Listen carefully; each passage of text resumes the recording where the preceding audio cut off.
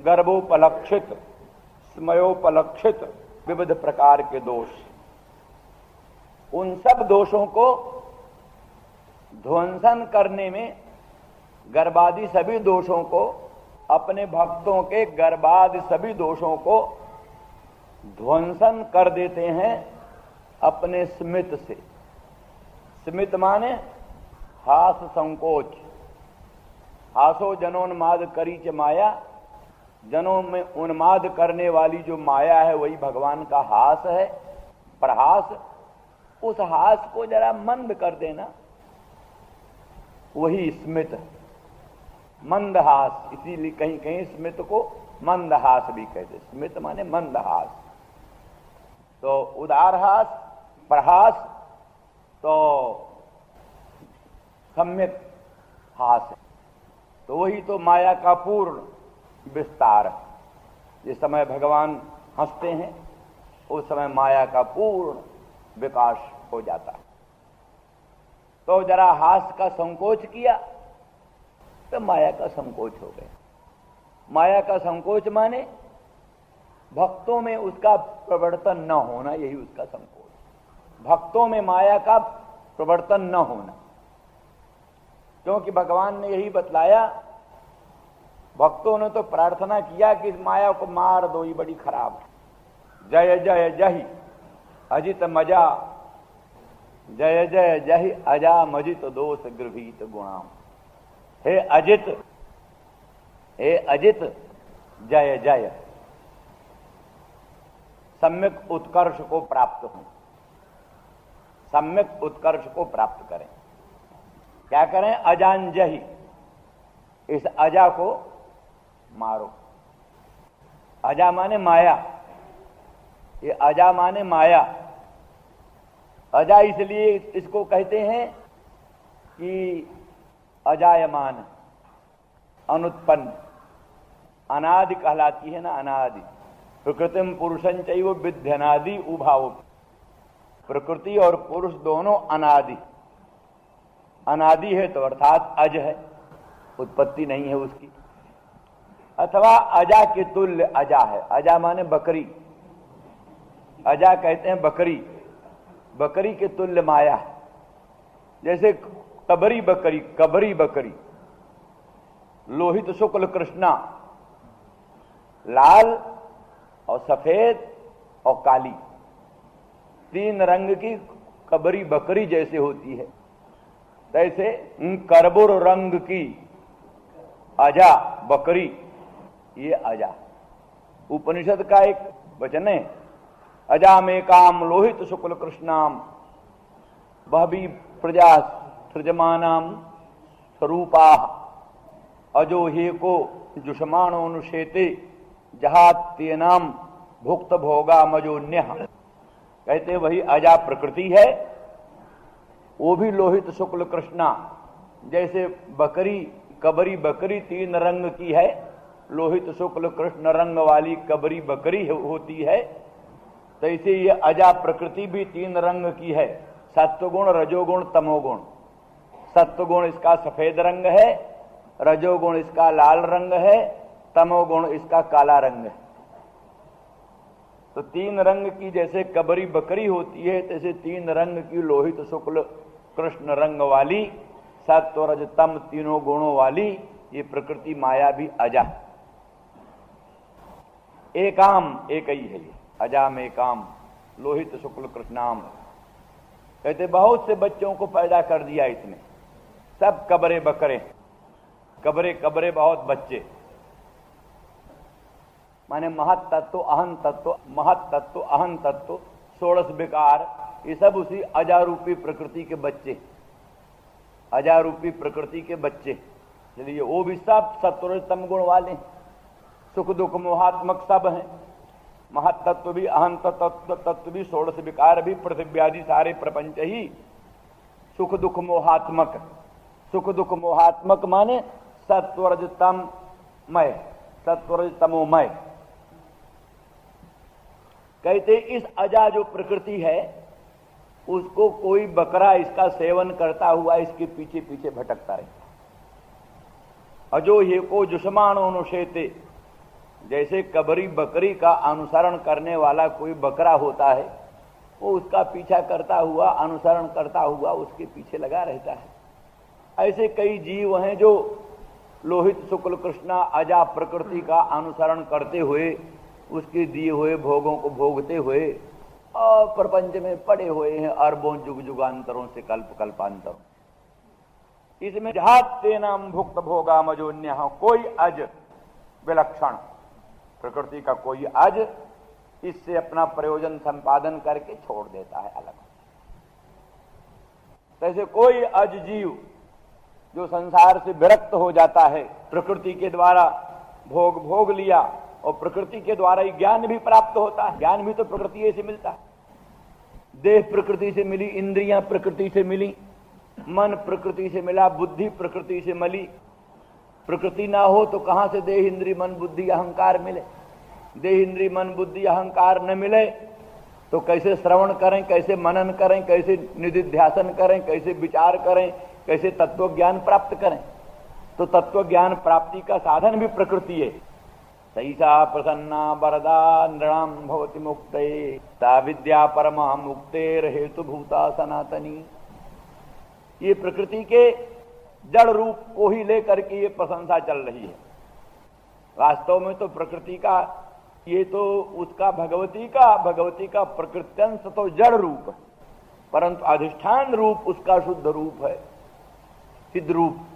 जा देवी सर्वभूतेषु स्थित रूपेण संस्थिता, अनंत चित, अखंड बोध, स्वप्रकाश चैतन्य, यही भगवती का वास्तविक रूप। तो इसलिए प्रकृति के अनुग्रह से ही ये भी सब मिलता है। तो कोई जीव प्रकृति के अनुग्रह से भोगों को संपादन करके और अपवर्ग को संपादन करके भुक्ता संपादिता भोगा अपवर्गश्च जया सा ताम भुक्त भोगाम ताम अजाम अन्य जहाज। कोई जीव जिसने उससे भोग का संपादन कर लिया, अपवर्ग का संपादन कर लिया, फिर उसको छोड़ देता है। इस रूपक विन्यास की दृष्टि से प्रकृति को अजा का। तो जीव कहता है इस अजा को मारो, ये बहुत तंग कर रही, हमको परेशान कर रही। भगवान कहते गुणवती किमिति हंतव्या। गुणवती है भाई, जिसमें एक गुण होता है उसका हनन नहीं किया जाता। इसमें तीन गुण हैं, सत्व गुण है, रजोगुण है, तमो गुण है। गुणवती के हनन की प्रार्थना क्यों करते हो? गुणवती किमिति हंतव्या। तो बोले दोष गृहीत गुणाम दोषाय जीवानाम स्वरूपभूतस्य आनंदादेह आवरणाय गृहीता गुणा जयासा। इसने जीवों को ठगने के लिए गुणों को ग्रहण किया। जैसे सोयरिणी बेश्या दूसरों को छलने के लिए अंगराग धारण करती है, भूषण धारण करती है, बड़ी शोभा आभा प्रभा धारण करती है, दूसरों को ठगने के लिए। सोयरिणी जैसे दूसरों को ठगने के लिए नाना प्रकार का गुण ग्रहण करती है, जैसे सोयरिणी की तरह ये दूसरों को प्रतारण करने के लिए, जीवों के आनंदादि स्वरूप को आच्छादन कर देने के लिए ही इसने गुणों को ग्रहण किया। अर्थात अजा प्रकृति के माया जाल में जो फंस जाते हैं, उनका स्वरूप भूत आनंद, स्वरूप भूत चैतन्य सब छिप जाता है, परावृत हो जाता है, कुछ पता ही नहीं रहता। परमानंद रूप होते हुए भी आनंद के भिखारी बने हुए गली गली भटकते हैं। परम चैतन्य रूप होते हुए भी ज्ञान के भिखारी बने हुए गली गली भटकते हैं। तो जीवों का जो आनंद चैतन्य आदि स्वाभाविक स्वरूप है, उसको आच्छादन कर देने के लिए, तिरस्कृत कर देने के लिए इसने गुणों को ग्रहण किया है। वास्तव में गुणवती नहीं है, दोषवती है, इसलिए इसका मारो बद करो। भगवान ने कहा तो कहीं हम पर न हमला कर दे, ये कैसे मारे? हम पर न कहीं हमला कर दे। तो बोले अजित, आप तो अजित, दुनिया कोई आपको जीत नहीं सकता, दुनिया का कोई व्यक्ति आपको जीत नहीं सकता। अरे भला अंधियारी रात्रि कभी सूरज के सामने खड़ी हुई? सरबरी, जो कि क्या नाम है, तमिस्रा सरबरी है, अंधकारमयी रात्रि है। वो कभी सूर्य नारायण के सामने खड़े होकर के संग्राम की घोषणा किया है? तमिस्रा रात्रि कहां सूर्य के सामने खड़ी होगी? जैसे अचिंत्य अनंत परमानंद घन परम स्वप्रकाश आपके सामने वो तत्वान्यत्वाभ्याम निर्भक्तुम अनर्हा अविचारित रमणीय माया एक मिनट खड़ी नहीं हो सकती, आपको जीतेगी। इसलिए इस माया को जय। ये सब जीव ने प्रार्थना किया और भगवान है परम दयालु, जीव की बात भी सुनते हैं, लेकिन माया को मारा नहीं भगवान। क्यों? माया भगवान की भक्त है, माया भगवान की भक्त है, इसलिए भगवान ने माया को मारा नहीं, किंतु जीवों को उपदेश कर दिया, कहा एक मार्ग तुमको बताते हैं, उस मार्ग से तुम चलो, माया तुमको न सताएगी। क्या? मामेव जे प्रपद्यन्ते माया में तांतरंते, ये मेरी शरण होते हैं, माया उनको नहीं सताती। बाकी वैसे इसका अतिक्रमण करना बड़ा कठिन है। दैवी है सा गुणमयी मम माया दुरत्यया। भगवान कहते देवस्य स्वप्रकाशस्य परब्रह्मणः इयम दैवी, दैवी माया गुणमयी सत्वरज तमोमयी, सत्वरजतम सत्वरजस्तमोमयी, ये माया गुणमयी। जैसे कई लौर की रस्सी होती, 3 लौर की रस्सी, 3 बल की, क्या कहते हैं, त्रिबली, 3 लौर की रस्सी जैसे होती है, ऐसे ये सत्व रजतम तीनों गुणों से बटी हुई रस्सी है। 3 लौर की रस्सी को कोई सासा तोड़ना चाहे तो तोड़ सकेगा। सत्व रजतम तीनों गुणों से गुणात्मिका 3 लौर की ये बनी हुई माया दुरत्यय, दुरत्यय है, इसका कोई अतिक्रमण नहीं कर सकता। सुर ब्रह्मादिक देख देख डराही, अपर जीव के ही लेखे माही। ब्रह्मादि देव शिरोमणि भी इसको देखकर डरते हैं, ब्रह्मादि देव शिरोमणि भी इसको देखकर डरते हैं। नर पामर के ही लेखे माही, और नर कोई उसके उसमें क्या। कहते हैं किसी संत को माया सामने मिली, लगाम उगाम बहुत से लिए थे, कई लगाम। संत ने कहा है तुम कौन हो? कहने लगे हम माया। कहने लगी लगाम काहे को लियो? कहने लगे जो बड़े बेढप भक्त हैं, किसी बस में नहीं आते, उनको लगाम लेकर उनके ऊपर चढ़ जाती। कहा हमारे जैसे लोगों के लिए लगाम? अरे तुम्हारे लिए क्या लगाम हो, तुम्हारे लिए तो बिना लगामे के चढ़ जाएंगे। तो बड़े बिगड़े महात्मा है। तो ठीक है, कहीं महात्मा अपने स्थान में बैठे थे, वर्षा आ रही थी, बड़ा भयंकर जो है सो जाड़ा पड़ रहा था, वायु भयंकर चल रही थी, अंधेरी रात हो रही थी। उस समय कोई एक लड़की जाड़े में ठिठुरती हुई, परेशान होती हुई, बड़ी कोमलांगी, बड़ी सुंदरी और बड़ी दयनीय हालत में आती है। महाराज परम दयालु परम कृपामय, आप अब हमको कहीं प्रश्रय दें, हम कहाँ जाएंगे, क्या करेंगे? कहा अच्छा, यहाँ तो ठीक नहीं रहना तुम्हारा, तुम पार चली जाओ, तुम्हारा घर पार है। कहा हाँ महाराज। तो फिर हमको पार कर दो किसी तरह। पार करने चले महात्मा। नदी का जल बढ़ता चला, नदी का जल बढ़ता चला, वो बेचारी घबराने लगी, डरने लगी, डूबने को तैयार हुई। तो महात्मा ने उसको धीरे से अपने कांधे पर चढ़ा दिया। कांधे पर चढ़ा लिया, तब उसने पांव लगाया, कित कित, कहा बाबा चलो। तो आंखें खुल गई, अरे अरे तू है वही माया। हाँ ना, तुम पर चढ़ने के लिए क्या जरूरत है? तो कहा तो ऐसे भी कोई हैं जिन जो आपके लगाम से भी बस में ना हुए। कहा हाँ ऐसे लोग, ऐसे भी उजड्ड लोग हैं जिन पर हमारी लगाम उगाम कुछ नहीं काम। चलो दिखाऊं। कोई महात्मा गंगा किनारे अपना बैठे थे समाधि।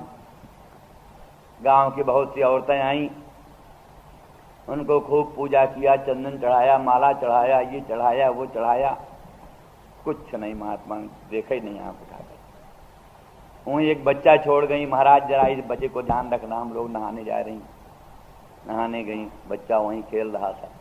भेड़िया आया, बच्चे को खाने लगा, बच्चा चिल्लाने लगा, रोने लगा। महात्मा आंखें ही नहीं खोलते, जो कुछ। फिर सब नहा कर आई। अब महात्मा को देखा हमारा बच्चा मर गया, खा गया, और रोने लगी। अब महात्मा को पांव पकड़कर खींचने लगी, जटा पकड़कर नोचने लगी, गाली देने लगी। कुछ नहीं, महात्मा टस से मस नहीं जैसा एक। माया ने कहा बोलो इनको हम क्या करें, अब इन पर क्या करें, न इन पर कोई दया असर करी है, न इन पर कोई क्रोध का असर होता है, न इन पर किसी तरह की बात करने पूजा का असर पड़ा, कोई असर ही नहीं पड़ता। इनके लिए हम क्या करें। यही ऐसे लोग हैं कि जिन पर हमारी लगाम भी बेकार हो जाए। तो भगवान ने कहा बड़ा कठिन है दुरत्यया माया, दुरत्यया माया का पार पाना बहुत असंभव है। एक ही रास्ता है, मामेव जे प्रपद्यन्ते माया में तांतरन्ते, जो मुझको प्रपन्न होते हैं, मेरी शरण होते हैं, बस माया उन पर नहीं आक्रमण करती। स्वभाव, क्योंकि माया के लिए भी स्वभाव लिखा है, विलज्जमानया जस्य स्थातुमीक्षा पथे मुया विमोहिता विकथन्ते ममाहमिति दुर्धिया। माया भगवान के सामने खड़ी होने में शर्माती, लजाती।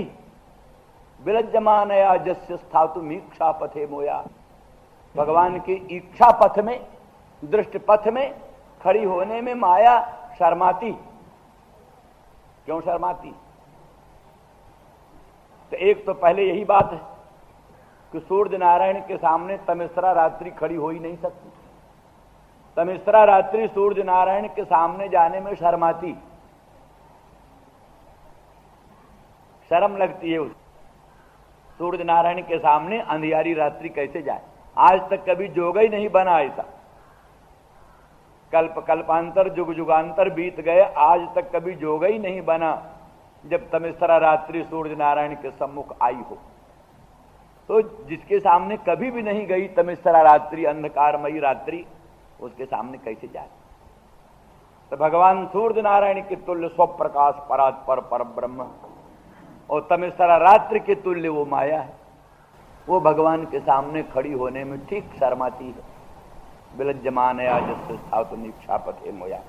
ये तो दार्शनिक दृष्टि से लज्जा, और व्यावहारिक दृष्टि से लज्जा ये है कि सोचती है जीव भगवान के प्रिय और उनको मैं सताती हूं। जीव भगवान के अंश हैं। ममैवांशो जीवलोके जीवभूत सनातन। सब जीव भगवान के अंश हैं, सनातन अंश हैं। उन सनातन अंश जीवों को मैं सताती हूं।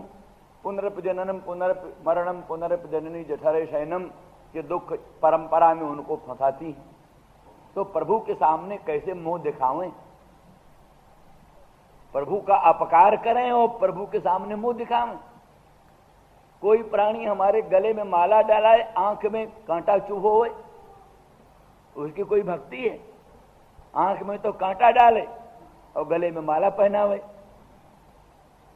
तो हम भगवान की बहुत भक्ति करें, लेकिन भगवान के अंशों को, जीवों को सतावें, तो ये भक्ति नहीं गिनी जाती। भागवत में लिखा है जैसे राख में होम करना बेकार होता है। कोई राख में होम करे, भस्म में होम करे, तो भस्म में किया हुआ होम बेकार जाता है। ऐसे जो प्राणी जीवों को सताता है और भगवान की भक्ति करता है, उसकी भक्ति बेकार होती है। नाना विधैश्च नैवेद्यैर् द्रव्यैर्मे नामतोषणम भूता हो मानिनार्चायाम न हम तुझसे कदाचन। नाना प्रकार के नैवेद्यों से, अरबों खरबों रुपयों के नैवेद्यों का अर्पण करके भी कोई भगवान की पूजा करता है, लेकिन प्राणियों को सताता है, गरीबों को, दरिद्रों को, दीनों को सताता है। खूब मंदिर की पूजा कर रहे हैं, घंटा घड़ियाल बजा रहे हैं, 56 भोग समर्पण कर रहे हैं, पर कोई भूखा आदमी आया, एक रोटी का टुकड़ा हमको दो, तो उसको डांट करके दूर भगा दिया, मंदिर के पार जाओ, यहां खड़े मत हो, खबरदार। तो ऐसे लोग जो है, जो अरबों खरबों रुपए खर्च करके भगवान की पूजा करते हैं, वो किसी दरिद्र को, किसी दीन को, किसी दुखी को एक रोटी का टुकड़ा देने में भी हिम्मत नहीं करते और अपमान करते हैं, तिरस्कार करते हैं प्राणियों का, उनकी पूजा से भगवान कभी प्रसन्न नहीं। जैसे राख में होम करना बेकार होता है, ऐसे प्राणियों के अपमान करने वाले प्राणी द्वारा की गई पूजा भी उसी प्रकार की बेकार हो जाती है। इसीलिए भगवान की काष्ठमयी, धातुमयी, पाषाणमयी प्रतिमा में अनंत ब्रह्मांड नायक परमात्मा की पूजा तो करो ही, साथ ही ये भी समझो ये जितने प्राणी हैं, मनुष्य हैं, ये भी भगवान की ही एक मूर्ति, इनमें भी वही भगवान अशरण शरण अकारण करुण करुणा बरुणालय भगवान प्रविष्ट है। इसलिए अनेक रूप में आए हुए प्रभु को पहचान लेना, उनका सुनना, उनका भूल कर अपमान न होने देना, ये सबसे बड़ी भगवान की पूजा है। तो इसलिए ये भक्तों का ऊंचा लक्षण है। तो माया सोचती है पर मैं क्या करूं, मैं तो जीवों को सता रही हूं और भगवान की भक्त भी बनती हूं, अब भगवान के सामने मुंह कैसे दिखाऊं। इसलिए बिलज्जमानया जस्य स्थातुम इच्छा पथे मोया, भगवान के सामने, भगवान के नेत्र पथ के सामने खड़ी होने में माया शर्माती। बोले ऐसा समझती है तो न सतावे भाई, ऐसा समझती है, सताने के से प्रभु के सामने खड़ी होने में शर्म लगती है तो न सतावे। कहा ये भी उसका स्वभाव, कहता मैं करूंगा, अगर जीव प्रभु से विमुख रहेंगे तो जरूर सताऊंगी, कुछ भी हो, ये जब तक प्रभु से विमुख रहेंगे तब तक सताऊंगी, मेरे न सताने का एक ही शर्त है कि प्रभु के सम्मुख हो। ये उसके हृदय का भाव जानते हैं प्रभु, इसके हृदय का भाव तो ये है कि जीव मुझसे विमुख क्यों, मेरी विमुखता इसको असह्य है। जीव भगवत विमुख हो ये माया को सहन नहीं होता, इसीलिए माया सताती हुई भी उसके हृदय में उद्देश्य यही रहता है कि ये ऊब करके प्रभु के चरणों की शरण जाए। तो हृदय का उसका उद्देश्य पवित्र होने के कारण भगवान माया को मारते नहीं, माया का हनन नहीं करते, किंतु भक्तों को उपदेश करते हैं कि भाई माया से पार पाने का रास्ता यही है कि तुम मेरी शरण आ जाओ, बस मामेकं शरणं व्रज, मुझ अनंत ब्रह्मांड नायक सर्वेश्वर सर्वशक्तिमान परात्पर पर ब्रह्म प्रभु की शरण आ जाओ, फिर माया तुमको न सताएगी, बिल्कुल नहीं सताएगी। सूर्य नारायण के सामने जो खड़ा होता है, सूर्य नारायण के सामने जो खड़ा होता है, उसके सामने तमिश्रा रात्रि का क्या असर पड़ता है। जो सूर्य नारायण के सामने खड़ा है, अंधियारी रात्रि का असर उस पर क्या पड़ेगा, वो तो जो सूर्य के सामने नहीं है उसी पर अंधियारी रात्रि का असर, जो सूर्य के सामने है उस पर अंधियारी रात्रि का असर कहां है। इस तरह से जो प्रभु के सामने खड़ा है, मानो सूर्य के सामने खड़ा है, फिर तमिश्रा रात्रि रूप माया उस पर कैसे आक्रमण कर सकती है। इसलिए सीधा सिद्धांत है, मामेव जे प्रपद्यन्ते माया में तांतरंते, जो भगवत प्रपन्न होते हैं, भगवत के शरण होते हैं, वो इस माया को तर जाते हैं। इसीलिए माया को भगवान ने मारा नहीं, जीवों की अनेक प्रार्थना करने पर भी उसको उपाय बता दिया माया से तरोगे। तो इसी तरह से यहां पर भी स्मित कहा, समय निज जनों के जो समय है, भगवत भक्तों के जो समय है, गर्भादि दोष, गर्भ अहंकार काम क्रोधादि दोष, उन दोषों के ध्वंसन के लिए स्मित माने हास संकोच, हास रूपी माया उसका संकोच, यही है स्मित, मधुर मुस्कुरान जिसकी, अर्थात भक्तों के अहंकार आदि दोषों को दूर करने के लिए भगवान माया रूपी हास को जरा संकुचित कर लेते हैं, अर्थात उसका भक्तों के भीतर उसकी प्रवृत्ति को रोक देते हैं। भक्तों के विषय में माया की प्रवृत्ति नहीं होती, भक्तों के विषय में माया की प्रवृत्ति नहीं होती। भक्तों में माया की प्रवृत्ति न होने पर कामादि दोष अपने आप ही प्रशांत हो जाते। क्यों? तो माया का विलास है, माया संकुचित हुई कि माया विलास खत्म हुआ अपने आप। इसलिए निज जनस्मय ध्वंसन स्मित, इसलिए भज सके भवत किंकरी स्मनो। हम सब क्या नाम श्रुत लक्षणा, श्रुति आपकी किंकरी, ये जो श्रुतियां क्या हैं? आपकी किंकरी, आपका कैंकर्ज करती। कैंकर्ज क्या है? निरंतर प्रभु का गुणगण वर्णन। वेद यही तो कहते हैं, हम तो आपके गुण गणों का ही निरंतर वर्णन करते हैं। क्या है ते? कहु जानहु नाथ हम तो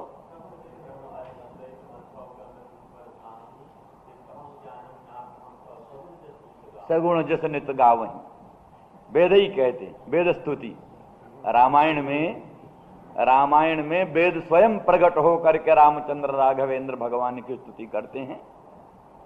मनु कहते हैं कि निर्गुण निराकार निर्विकार तो वर्णन कर ही नहीं सकते हम। सचमुच वो तो वर्णन का विषय नहीं,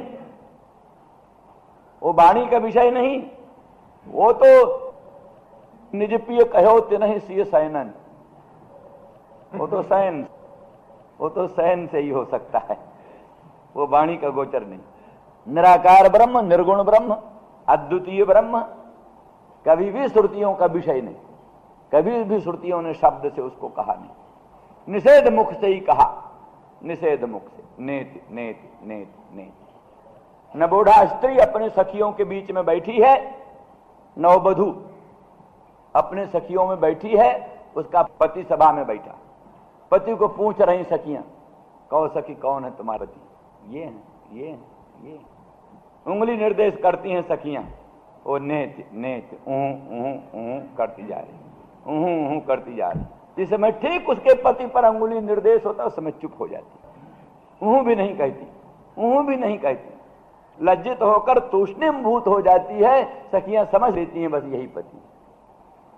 तो इस तरह से उस परम तत्व को, सर्वाधिष्ठान को, तो केवल अतद व्यावृत्यायम चकितम अभिधत्ते श्रुतिरपि, अतद व्यावृत्यायम, अतद व्यावृत्ति नेति नेति अस्थूलम अनणु अरस्वम इत्यादि से, मूर्तंच अमूर्तंच नेति नेति। तो इस तरह से अतत का व्यावर्तन करके ही अवचने नहीं वो प्रोवाच, अवचन से ही उस तत्व का।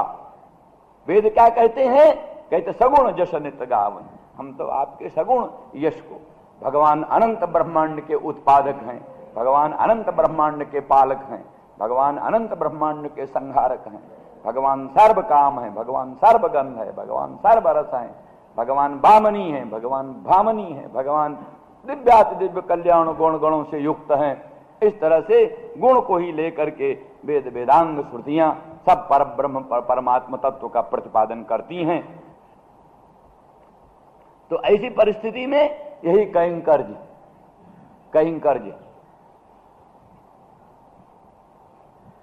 लक्षणावृत्ति से या मुख्यावृत्ति से, मुख्यावृत्ति से, लक्षणावृत्ति से, सब तरह से वेद भगवान का ही प्रतिपादन करते हैं।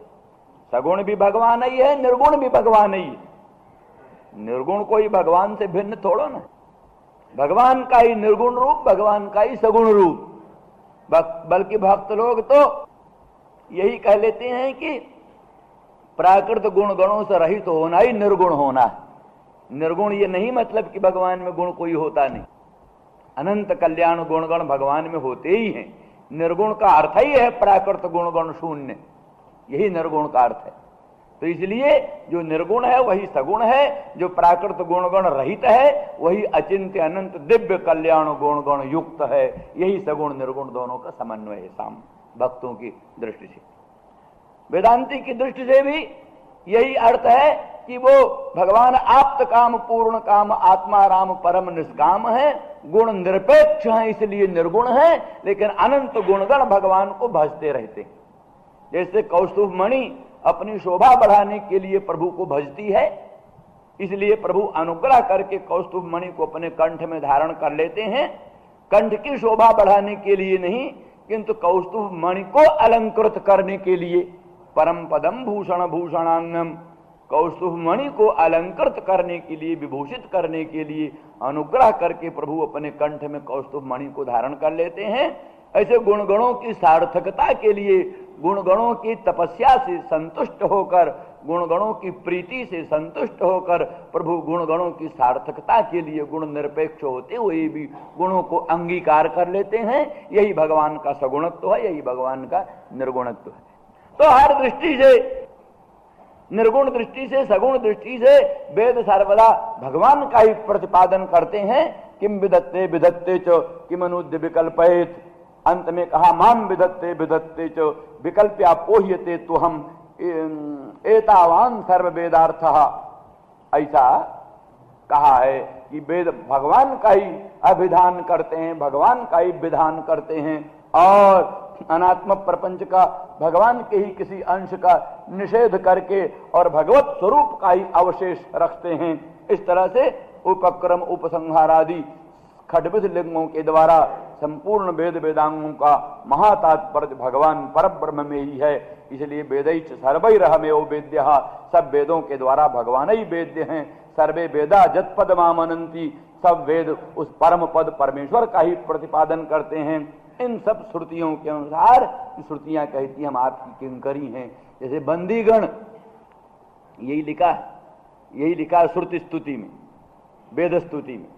जैसे सम्राट राजाधिराज महाराज चक्रवर्ती नरेंद्र जगते हैं, बंदीगण मागध उनका यश गान करने के लिए आते हैं। प्रातः प्रातः प्रभात काल में मंगल गायन करते हुए, प्रभात काल में मंगल गायन करते हुए बंदीगण जैसे सम्राट का गुणगान करने आते हैं।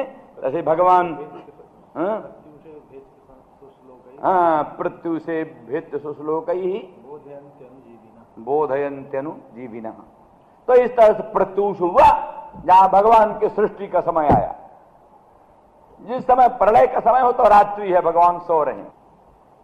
अब जहां सृष्टि का प्रारंभ प्रभात हुआ तो पहले पहले वेद ही भगवान के मुखारबिंद से निकले। काली नाग था ना, वो कठोर मणियां थी, तो जिसको काली नाग के फणाओं पर, मणियुक्त फणाओं पर पदाम्बुज अर्पण करने में डर नहीं लगा, हमारे उरोजों पर पदाम्बुज विन्यास में आपको डर लगता है? फणिफणार्पितम नाथ ते पदम। इसलिए नाथ, हे प्रभु, श्याम सुंदर ब्रजेंद्र नंदन मदन मोहन कृष्णचंद्र, अनुग्रह करके अपने मंगलमय पदाम्बुज से हमारे उर स्थल को अलंकृत करें और जितने हृच्छयादि ताप हैं उन तापों का अपनोदन स्वतः हो जाए। क्या कहा जा सकता है, या क्या ये सब अभीष्ट है गोपांगनाओं को? पापहंतृत्व, श्रीनिकेतनत्व, ऋणचरानुगत्व, ये सब कुछ कृपा अपेक्षित है, सौभाग्यातिशय अपेक्षित है, वीरजातिरेक अपेक्षित है? नहीं, ये कुछ नहीं। अपेक्षित तो केवल सीधा त्रिंधिरच्छयम, केवल जो हमारे हृदय में शयन, हृदय में सोने वाला, हृदय में रहने वाला, हृदय शेते तिरच्छय, हृदय में रहने वाला हृच्छय, भगवत विषयणी उत्कट उत्कंठा, भगवत सम्मिलन विषयणी उत्कट उत्कंठा, वही स्मरणम स्मरः, सोत्कंठ सानुराग, सातत्तेन स्मरणम ही स्मर है। सोत्कंठ, सानुराग, साभिनिवेश, उत्कंठा के सहित, अनुराग के सहित, अभिनिवेश के सहित जो भगवान के स्मरण का सांतत्य, स्मरण का नैरंतर्य, वही स्मर है। वही हृदय शेते हृच्छय, वही हृदय में शयान रहता है।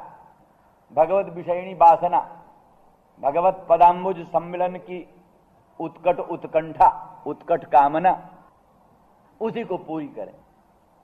अर्थात और सब उसी के पीछे आनुषंगिक। गंगा स्नान करो पुण्य के लिए, तो ताप निवृत्ति फल अपने आप ही मिलेगा।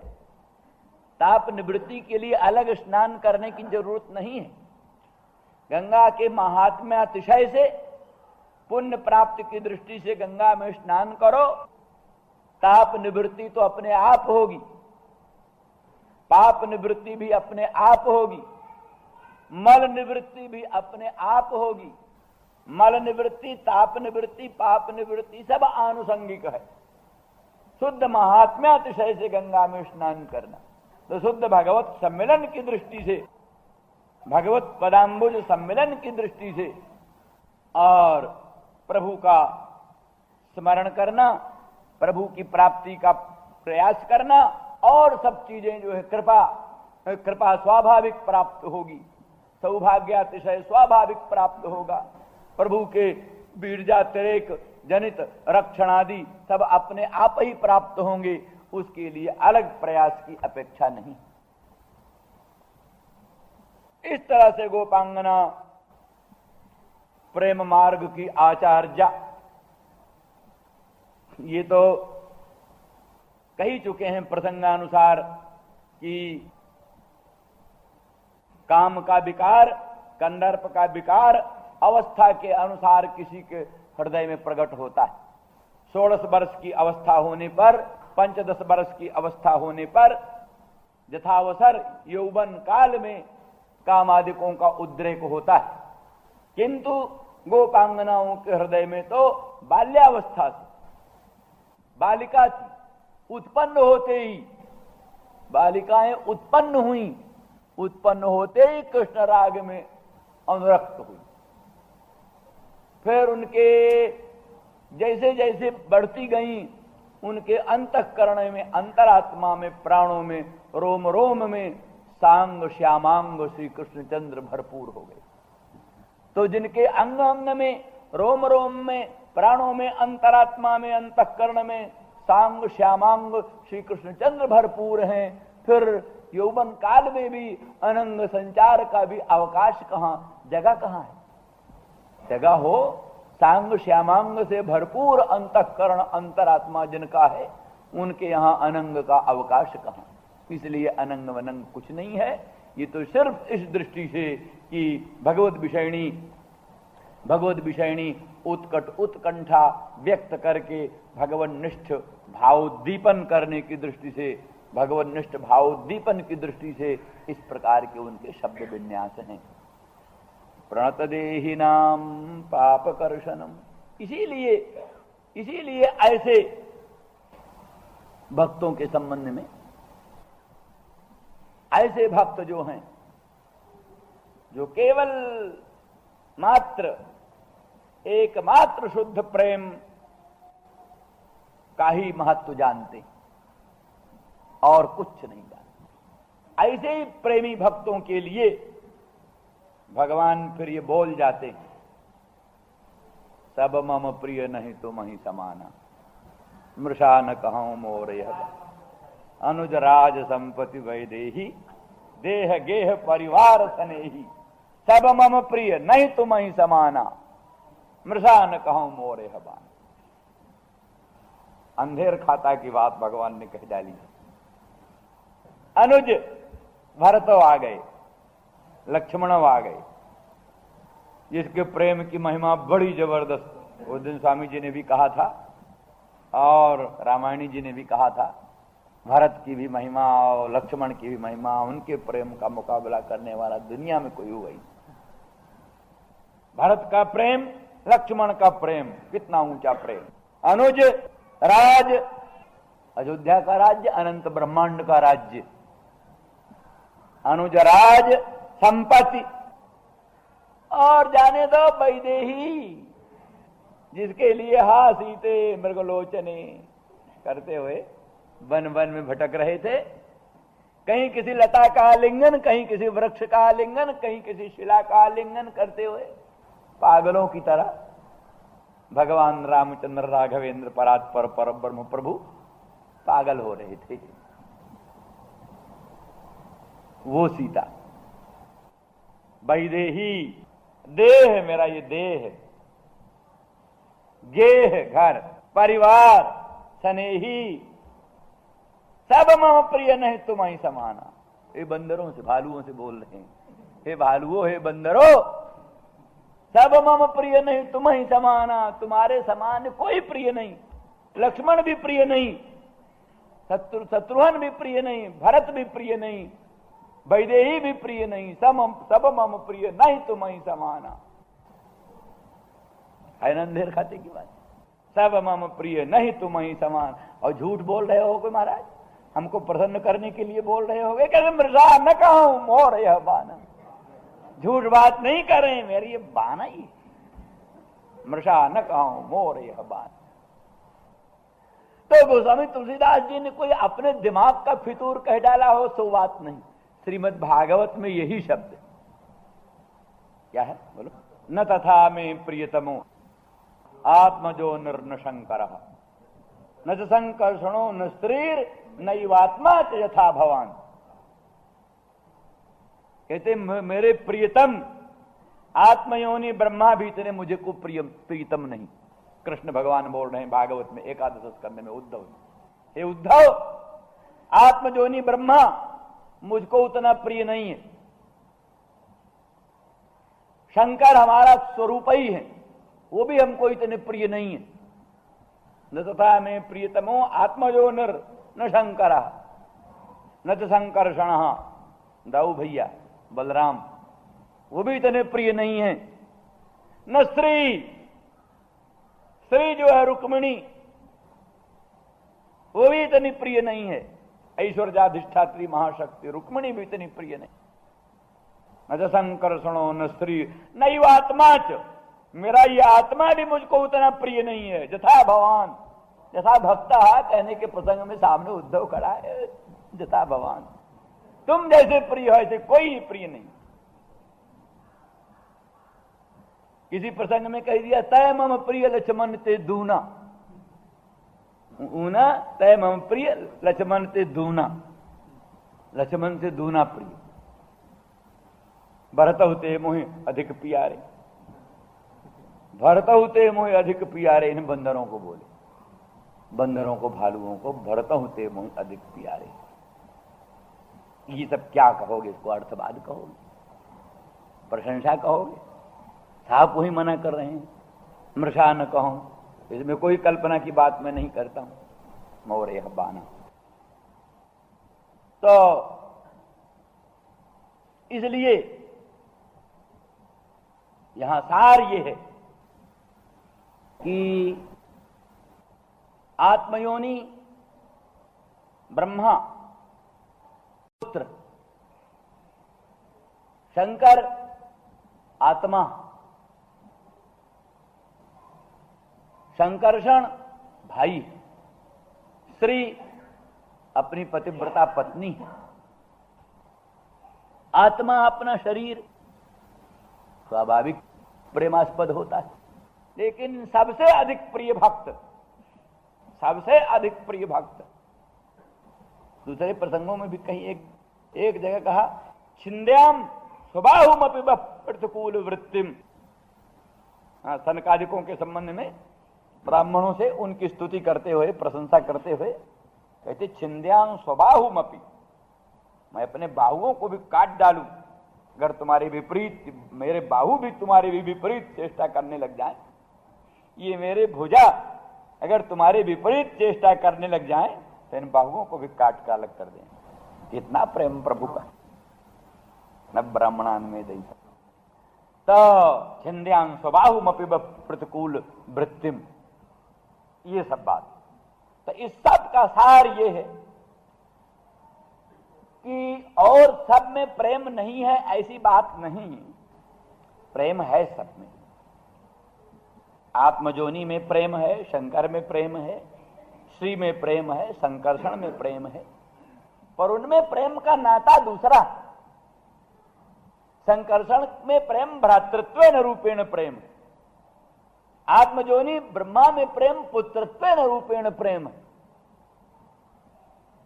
शंकर में सख्य रूप से प्रेम है, आत्मीयत्वेन रूपेण शंकर में प्रेम है, श्री में साध्वी सती पतिव्रता रूपत्वेन। इन सब प्रेमों का रूप दूसरा है। अवच्छेदक भेद से। इन सब प्रेमों का रूप भेद, अमुक अमुक रूप से इनमें प्रेम है, पर भक्तत्वेन रूपेण जो प्रेम है, प्रेम के लिए जो प्रेम माने भक्त रूप से जो प्रेम है, जहां इन कोई नाताओं का संबंध नहीं। माने संसार में प्रेम के बिना भी तो भ्राता में प्रेम होता है। भ्राता भक्त ना भी हो, भ्राता भक्त ना भी हो, तभी भ्रातृत्व रूपेण भ्रातृ प्रेम है। लोग कहते हैं ना कि दूसरे देश के लोग कहते हैं किसी लड़की से प्रेम हो गया इसलिए शादी कर लिया, प्रेम हो गया इसलिए शादी कर लिया। भारत कहता है नहीं, शादी कर लिया इसलिए प्रेम करना चाहिए। और लोग कहते हैं प्रेम हो गया इसलिए शादी कर लेना चाहिए। भारत कहता है नहीं, शादी हो गई इसलिए प्रेम करना चाहिए। भेद पड़ गया ना। दूसरे लोगों के यहां तो प्रेम हो गया इसलिए शादी कर लिया, और यहां शादी हो गई इसलिए प्रेम किया। ये भेद है। तो इसलिए भारतीय दृष्टि से शादी हो गई इसलिए प्रेम होना था। साधु सती पतिव्रता पत्नी में प्रेम इसलिए कि शादी हो गई इसलिए प्रेम करना था। भारतीय आदर्श यही है, भ्राता है इसलिए प्रेम है। पर ये बंदर भ्राता हो चाहे ना हो उनमें प्रेम, पत्नी हो चाहे ना हो तो भी उनमें प्रेम। माने दुनिया में जो प्रेम के नाते हैं, हेतु हैं, अमुक अमुक हेतु से प्रेम होता है। शादी हो गई, ये पत्नी है इसलिए इसमें प्रेम, सहेतुक प्रेम, सहेतुक प्रेम। पत्नी है इसलिए प्रेम, भ्राता है इसलिए प्रेम, पुत्र है इसलिए प्रेम। हेतु से प्रेम, हेतु से प्रेम जिनमें है वो प्रेम सोपाध प्रेम, सोपाधिक प्रेम। बिना हेतु का जो प्रेम है वो निरुपाधिक प्रेम है। इसलिए अंदरों का प्रेम भ्राता होने के नाते नहीं, पिता होने के नाते नहीं, पत्नी होने के नाते नहीं, किसी अमुक अमुक हेतु के कारण बंदरों में प्रेम है सो नहीं, केवल भक्त होने के कारण बंदरों में प्रेम है। इसलिए सब मम प्रिय नहीं तुम ही समान। तात्पर्य है कि और जगह के प्रेम के हेतु है, कारण है, यहाँ हेतु नहीं। तो जिस प्रेम में हेतु है वो प्रेम कमजोर है, बता चुके हैं अभी पहली व्याख्या में बतला चुके हैं। जिस प्रेम में हेतु ढूंढा गया वो प्रेम कमजोर है। जिस प्रेम में हेतु नहीं है कुछ, बिनु हेतु जो प्रेम है उस प्रेम का दर्जा सहेतु प्रेम से ऊंचा होता है। तो इस प्रेम में कोई ना कोई हेतु है, इसलिए हेतु की दृष्टि से जो प्रेम है उस प्रेम में कमी है। और इसलिए अब उनका सेवा बहुत, अब लक्ष्मण का स्वाभाविक कर्तव्य है। भ्राता के नाते लक्ष्मण का स्वाभाविक कर्तव्य है जाग जाग कर भ्राता का रक्षा करना, पहरा दे। और जो भ्राता नहीं है, कुछ नहीं है, वो क्यों ऐसा करे? तो जहां भ्राता होने के नाते नहीं, पत्नी होने के नाते नहीं, पुत्र होने के नाते नहीं, अमुक अमुक होने के नाते नहीं प्रेम है, किंतु स्वाभाविक प्रेम है, निरुपाधिक प्रेम है। इसलिए सोपाधिक प्रेम की अपेक्षा निरुपाधिक प्रेम का उत्कर्ष। दूसरी दृष्टि ये होती है कि कोई प्राणी घर में केवल 3 पाव आटा है, 3 छटाक दाल है, 1 पाव चावल है, भोजन बना, खाने वाली पत्नी, पुत्र, भ्राता, स्वयं मालिक। तथापि अतिथि का सत्कार, सबका पेट काट कर अतिथि का सत्कार करते, पत्नी से भी, पुत्र से भी, भ्राता से भी, अपने से भी, सबका पेट काट कर अतिथि का सत्कार करता है। इस तरह से कोई संकर्षण भ्राता है, श्री साक्षात पत्नी है, आत्मजोनि पुत्र है, और शंकर आत्मा है, सखा है, ये सब कुछ है। लेकिन इन सब की अपेक्षा भक्त अतिथि तुल्य जो भक्त है, जहां कोई किसी प्रकार के ये लौकिक नाते नहीं, वो जो भक्त आया है, भक्त के साथ संबंध हुआ है, भक्त के साथ भक्ति निमित्तक जो भक्त की शरणागति है, उस शरणागति के सामने सबसे अधिक उत्कर्ष, जैसे यहाँ पत्नी और पुत्र और आदिकों से भी अन्न लेकर के, माने उनसे अधिक उत्कर्ष ही समझ करके ना सबका अन्न लेकर के अतिथि को देता है, उत्कर्ष ही ज्यादा समझ करके ना। इस दृष्टि से सर्व संबंध रहित जो ये केवल भक्ति के नाते, केवल स्नेह के नाते, केवल शुद्ध अनुराग के नाते जो भगवान के शरणागत होते हैं, उनको पति पत्नी आत्मा सबसे उत्कर्ष समझते हैं।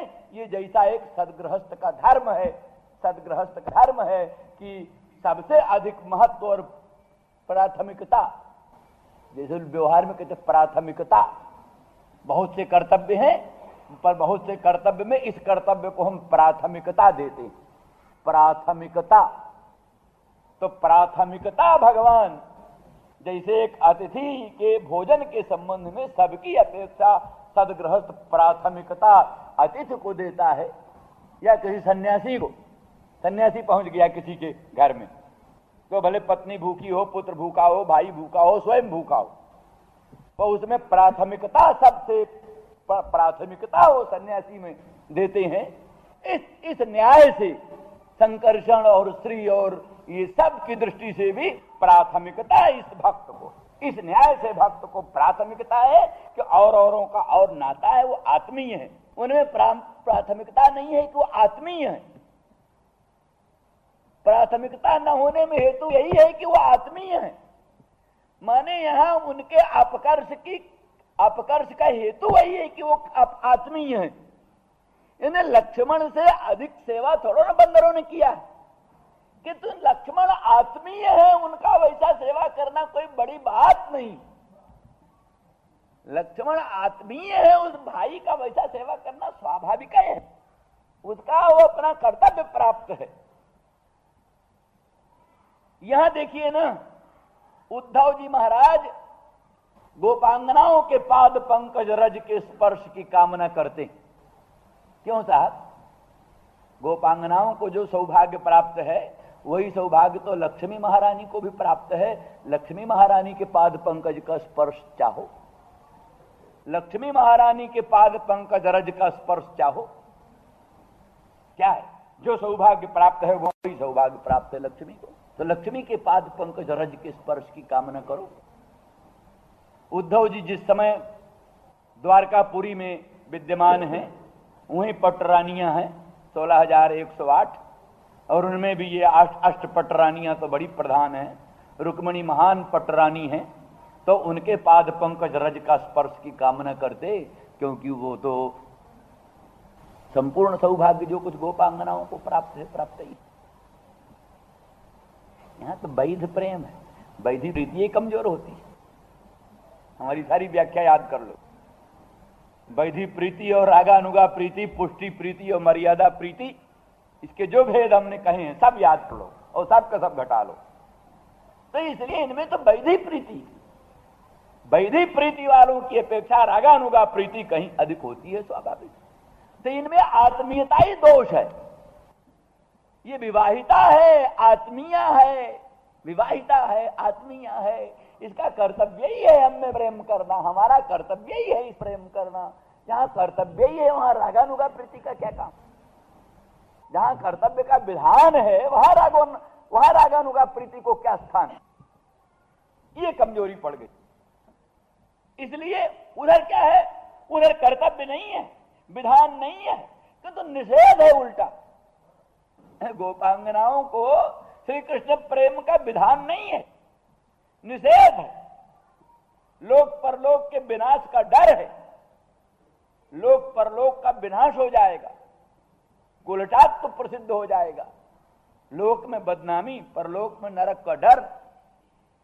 और विधान नहीं है, कर्तव्यता नहीं है, किंतु कर्तव्यता के विपरीत, विधान के विपरीत विविध प्रकार के निषेध हैं, विविध प्रकार की विपत्तियां हैं, विविध प्रकार के संताप हैं, विविध प्रकार की कठिनाइयां हैं। किंतु उन सब कठिनाइयों को सहन करके आसामहो चरण रेणु जुषाम हंस्याम वृंदावने किमपि गोलमलत औषधीनाम या दुस्त्यजम स्वजनम आर्ज पथंच हित्वा, स्वजनम आर्ज पथंच हित्वा भेजुर्मुकुंद पदवीम सुतभिर्विमृग्याम। इसलिए इनके चरणाम्बुज के रज स्पर्श की काम इन्होंने दुस्त्यज स्वजनों को त्याग करके, दुस्त्यज आर्ज मार्ग को त्याग करके, अपने लोक परलोक को खतरे में डालकर, लोक परलोक को खतरे में डाल करके, यह लोक परलोक की सुख संपत्ति पर लात मारकर, विविध प्रकार की विपत्तियों को सिर पर ओढ़ कर, निमंत्रण देकर, मरण से भी कोट गुणित दारुण दाह जैसे एक लांछनों को सहन करती हुई और जो कृष्णानुराग कर रही हैं, इसलिए स्त्री आदिकों से अधिक उत्कर्ष इनमें, क्योंकि वहां तो वैधि चीज है, वहां तो कर्तव्यता की चीज है, और यहां तो वैधि के विपरीत, कर्तव्यता के विपरीत अनेक प्रकार के उपद्रवों के साथ ये करना है, इसलिए इनमें उत्कर्ष की बात बढ़ी। इस तरह से भ्रातृत्व के नाते, पत्नीत्व के नाते स्वाभाविक ही है कर्तव्य। लक्ष्मण इतनी सेवा न करें तो ही दोष है, करना स्वाभाविक ही है। भरत का इतना प्रेम, ऐसी निष्ठा ना हो वही दोष है, तो होना कोई बड़े आश्चर्य की बात नहीं है। इसलिए दूना वाली बात भी संगत बन जाती है, दूना वाली बात भी बैठ जाती है, अधिक वाली बात भी बैठ जाती है, सब बात बैठ जाती है, क्योंकि सब जगह विधि की बात है, कर्तव्य पालन की बात है, आत्मीयता की बात है। तो किसी दृष्टि से आत्मीयता ऊंची है, किसी दृष्टि से आत्मीयता ऊंची है, लेकिन किसी दृष्टि से वो आत्मीयता ही यहां अपकर्ष का कारण, अपकर्ष का कारण यहां आत्मीयता ही है। बाकी फिर दूसरी दृष्टि से ये देखना है कि यहां जो इनकी विवक्षा है, यहां जो इनकी विवक्षा है, वो विवक्षा केवल उस नाते, भ्राता होने के नाते, पत्नी होने के नाते, आत्मयोनि होने के नाते जो प्रेम है, उस प्रेम की दृष्टि से ही इनमें उत्कर्ष है। लेकिन उनमें प्रेम भी जो है, उनमें प्रेम भी जो है, जैसे मान लिया नंदरानी यशोदा, अब यशोदा माता भी है, माता भी है, लेकिन उसका स्वाभाविक प्रेम उतना ऊंचा है कि माता का प्रेम उससे कमजोर पड़ गया। केवल माता होने के नाते जो प्रेम है वो भी प्रेम है, लेकिन स्वाभाविक प्रेम इतना ऊंचा बढ़ गया है कि माता होने का प्रेम उससे कमजोर हो गया। तो इसलिए यशोदा रानी उस कोटि में नहीं आती, यशोदा रानी के संबंध में ये नहीं बोल सकते। इस दृष्टि से भरत में, लक्ष्मण में भ्राता होने के नाते तो उनका जितना प्रेम है उतना प्रेम है, उस प्रेम की दृष्टि से, भ्राता होने के नाते जो प्रेम है उस प्रेम की दृष्टि से ये कहा, अनुजराज सब मम प्रिय नहीं तुम ही समाना।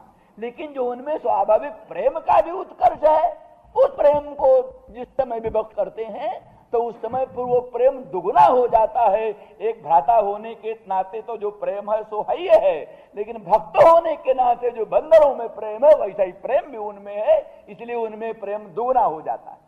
एक तो भ्राता होने के नाते प्रेम, और उस अपने क्या नाम कर्तव्य पालन के नाते प्रेम, और दूसरा भक्त होने के नाते प्रेम। क्योंकि आखिर बंदरों में कोई चार चांद लगा है ऐसी बात तो नहीं, अरे वो तो भक्त होने के नाते बंदर में इस बात कही, इसीलिए उद्धव भी कहा, वहां कहा नैवात्मा यथा भवान। तो इसलिए अगर केवल बंदरे होते तो वहां उद्धव के लिए फिर ऐसे काहे कहते। और बंदरों में भी सैकड़ों बंदर हैं, लेकिन लाखों करोड़ों अरबों हैं, तो इसलिए इस सब में नाता वही भक्ति का, भक्ति का। तो जैसे बंदरों में भक्ति है, अगर भक्ति उसी प्रकार की भरत में है, भक्ति भी उसी प्रकार का क्या नाम शत्रुघ्न आदिकों में है, तो इसलिए फिर भ्राता होने के नाते तो जो प्रेम होना चाहिए सो है ही है, फिर भक्त होने के नाते जो उनका उत्कर्ष है वो जैसे यशोदा रानी का माता होने के नाते प्रेम होने पर भी और भक्त होने के नाते भी बड़ा ऊंचा प्रेम है। लेकिन यहाँ कथन का जो व्यवहार है वो केवल भ्राता आदिकों के नाते कहा गया, बाकी भ्राता होने के नाते और भक्त होने के नाते दोनों ही दृष्टि से जो उनका प्रेम है वो अत्यंत उत्कृष्ट है, इसलिए उसमें कोई अपकर्ष की बात नहीं आती। श्री राम जय राम जय जय राम, श्री राम जय राम जय जय राम, श्री राम जय राम।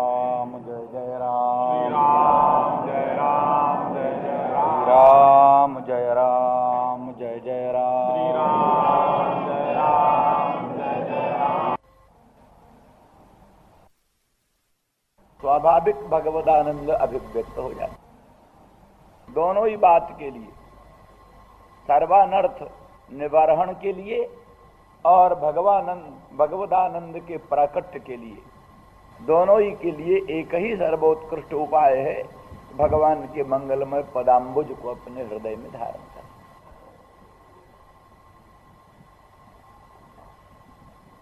उसी में ये सब प्रमाण रूप से उपस्थापित करते हैं। वही कि बहुत बहुत कर्कश कठोर हैं तुम्हारे उरोज, अत्यंत कोमल पादारविंद का विन्यास कैसे करें, पीड़ा होगी। उसी का समाधान करती हुई कहती तृणचरानुगम। तृणचर जो हैं पशु गौ आदि, इतने आप परम दयालु हैं, इतने परम कृपा समुद्र हैं कि अपने अनंत ऐश्वर्य को, अनंत वैभव को, अचिंत्य अनंत दिव्य महात्म्य को भूल करके गौओं को चराते हुए उनके पीछे पीछे चलते।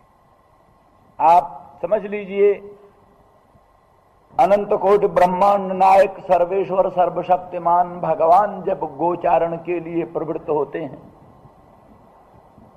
तो गौ के प्रति कितनी भक्ति लोगों के मन में उत्पन्न होती थी। एक यहां था लॉर्ड लिनलिथगो, उसने अपना नियम बनाया बड़ी बड़ी गौशालाओं में जाने के लिए, अच्छे अच्छे साणों को देखने के लिए।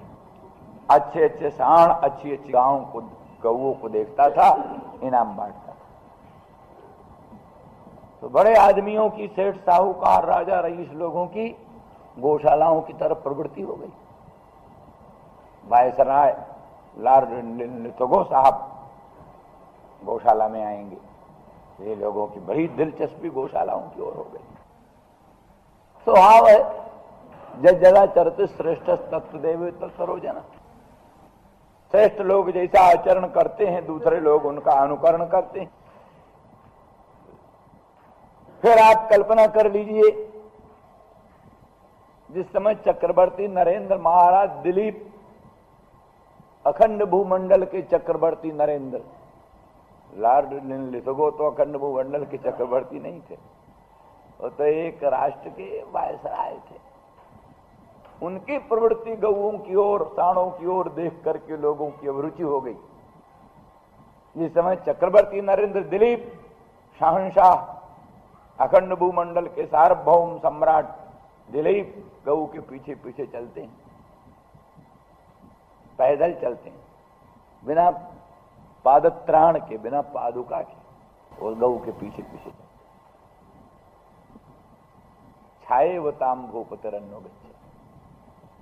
जैसे छाया काया का अनुसरण करती, वैसे नंदिनी गौ का अनुसरण किया चक्रवर्ती दिलीप ने।